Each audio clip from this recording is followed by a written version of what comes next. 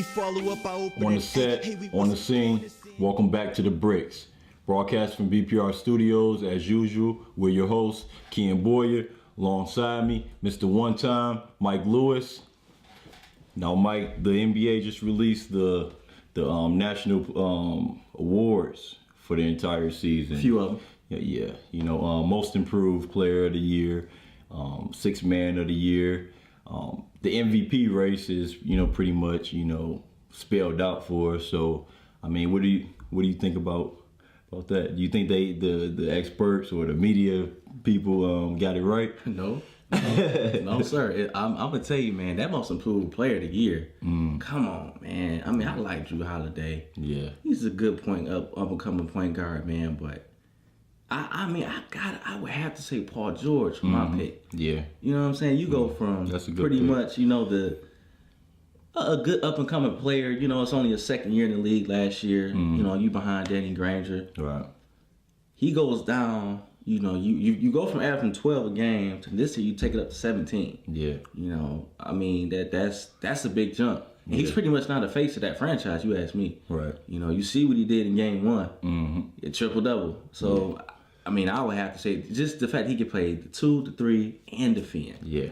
And rebound. So a guy, I mean, I feel the same way. I mean, a guy that I will point to, which, may seem as a surprise to some people on that, but I think I would say James Harden, but for another reason. The fact is, people always say, how many times these guys come from being outstanding six men, and then when you say, but they're not a starter in the league, right, they wouldn't be able to do the same things that they do as a, as a starter, as they're able to do as, coming off or role playing position. Right. But the fact that James Harden came from OKC and turned around this Houston team and got them into the playoffs, and I mean putting up big numbers. I mean, he was dropping 40 points his first couple games. Yeah. Of the season. Yeah, and he's consistently played this way. You know what I mean? This is the whole reason why people, gave, Houston a chance, somewhat, and, most of the games this year, and even in the playoffs. I mean, nobody, feels that obviously they're going to win a series, but they feel like, you got a little bit of a puncher's chance with James Harden in that lineup.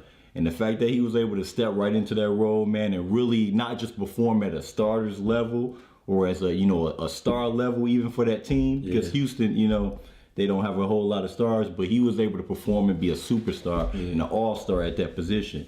You know what I mean? And it was Lynn Sanity before, before James Harden came there for that. So, I mean, I feel like he's my most improved player.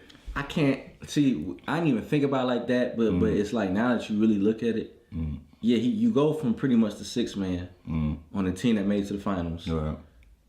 And then you immediately go to another team and you're the guy. Yeah. Immediately. Yeah. He dropped what was it? 78 points in the first two couple games? Yeah, first couple games, yeah. And ain't nobody done that since, what they say? It's been a while. I can't remember the numbers are I mean, he really balled out. I mean, he consistently have played. I mean, not quite to that level, but he still has had a couple more 40-point games he played. I see what you're saying with him too, but the only reason why he didn't come to my mind first because I'm looking at somebody who's been with that particular team for a little bit, a little bit of time. You go from 2-3 years, and then all of a sudden, like you start upping your game. Right. He just got over there, but it's clear he's a superstar in this league. Definitely, it's clear. I mean, transition over now to the sixth man of the year, a position that James Harden held last year and held it down. I mean, what do you think about Drew Holiday? He named the. You mean J.R. Smith? I mean J.R. Smith. I'm sorry. J.R. Smith. Pick. Yeah. That was my pick. That was your pick for it? Yeah. He averaged 18 points a game this year, man, in 80 games. Yeah. In 29 of those games, he scored at least 20 points. Right. He led the league in game winners. You know what I'm saying? Pretty much the fact that you were on the same team with the scoring champ and Carmelo Anthony, and you're doing what you're doing. Even when Carmelo goes down, we know JR, that's number one option. Yeah. Or he's even a number two option when Anthony's playing. I mean, he's letting people know he's really upped his game. It's his 8th year in the league, but before, people used to look at J.R. Smith and say he kind of wild and reckless, take crazy shots. In Denver, that was just kind of his MO. So he's really changed the game around, man. I agree with that. Yeah, definitely. I mean, and that's a guy that I always spotlight, even sometimes before Carmelo Anthony with the Knicks as the difference, because you have a guy that can bring you 20 points off the bench. I mean, who do you say that you can go to except for James Harden maybe last year? But the biggest thing that I've seen from J.R. Smith is remembering him when he first came into the league and stuff, and him playing. He kind of had a sort of like a Jamal Crawford or Rayford Austin type of game. Yeah, he was a hooper. Like I just said, this guy's a straight hooper. It's rare to see these guys, be able to transform their game and adapt. Where he's got an NBA game, but it's still a hooper. But he's more of a, an NBA type player now. Where I really look at him and say, man, this guy's a legitimate star. You know what I mean? And he holds down. He does what he's supposed to do. You know what I mean? Coming, to New York, and they really the perfect place to honestly play. You know what I mean? New York City, you got Carmelo Anthony. You have guys who are straight hoopers out there, man, who can just make it happen. So I mean, that was the guy that I think well deserved. That was the right pick on that. But what do you think MVP? Ooh, this is a touchy one. I don't care, man. Look, I'm gonna go against the grain. I know everybody want to keep talking about LeBron James. Yeah, I can't say that, and I'm gonna tell you why. I'm gonna have to say Kobe Bryant. Yeah. The main reason is if you take this man off of that team, that's the definition of MVP. Who's the most valuable player? Exactly. If you take him away from the team, what do the team look like? And we're seeing it. Right, exactly. You have two people who can play. They doing what they can, but then there's nothing else on the Nothing else there. Kobe put up he averaged 27 a game this year.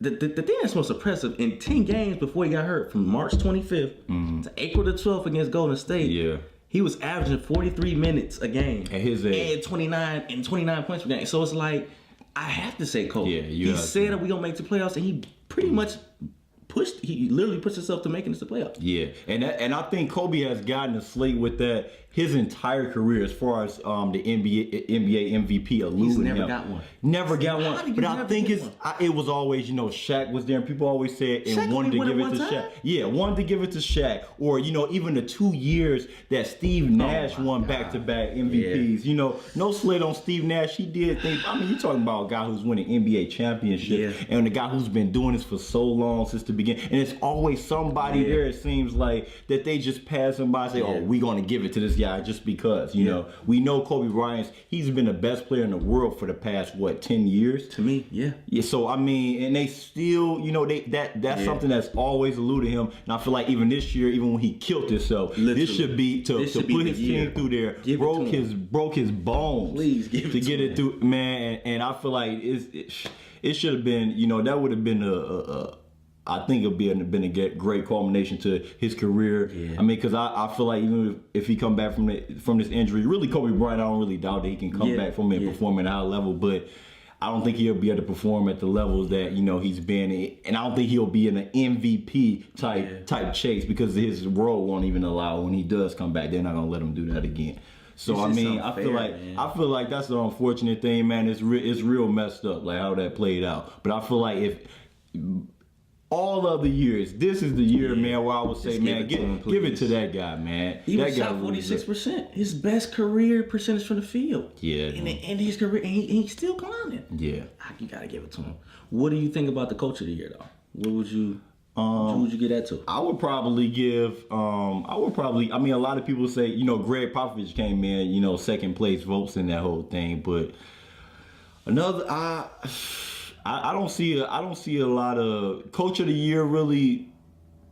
I don't see anybody that I would say that that should jump those two guys that to get coach of the year. I was gonna say Mark Jackson, bro. Yeah, I mean, I like Mark Jackson. Listen, man, he's allowed Steph Curry to be the guy. He's letting people know what this guy can do. I mean, we all know he had a nice J, but he's allowing him to just expand his game. It's like he let the reins go. Yeah, I think it has more to do with Steph, though, stepping up and being that player more than it has to do with Mark Jackson. I mean, you got to think, though. He's gotten them to the playoffs. It's only the second time they've been in the playoffs in 2 decades, bro.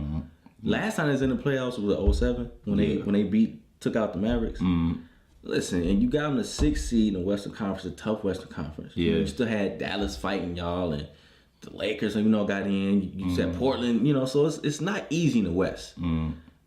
I mean, that's who came to my mind first, and he's also made them play better defense. They're 14th in the league in defense. I mean, honestly, if you want to look at it from that perspective, I mean, I look at it as a whole. Okay. On a level, I would probably say for somebody to maintain it and doing with a lack thereof, not having players step up and be a certain thing, but dealing with so many injuries and still maintaining, your foundation. So I would say Doc Rivers, honestly, even though they didn't have an impressive year. I feel like, Kevin Garnett being injured some of the time, Rajon Rondo being out for the season, and a lot of moving parts, an agent, Paul Pierce and all these guys, I feel like he really has done a nice job, the past couple years, but definitely this year, I mean, they dealt with a lot of blows, man. And they really didn't discount that. I see what you're saying, but it's the Eastern Conference.